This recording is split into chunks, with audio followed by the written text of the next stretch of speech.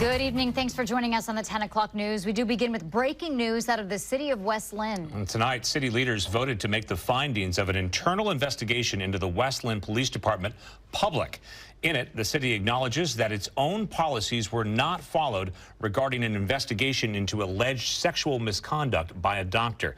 The city commissioned the independent investigation into the department in 2022.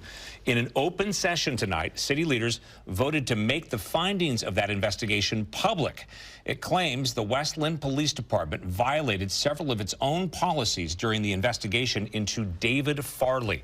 Farley was accused by dozens of former patients, saying he acted inappropriately during physical exams. Specifically, the investigation found the department violated at least 2 of its own policies during its own investigation. It also found accusers were not interviewed by qualified investigators. It also says the detective who interviewed the accusers was not familiar with the appropriate medical and legal standards, which violates a department policy.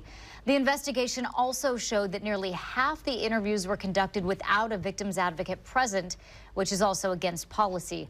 Another alarming finding in the report shows that recordings of some follow-up interviews with accusers were nowhere to be found. Several lawsuits that had been filed against Farley have since been dismissed.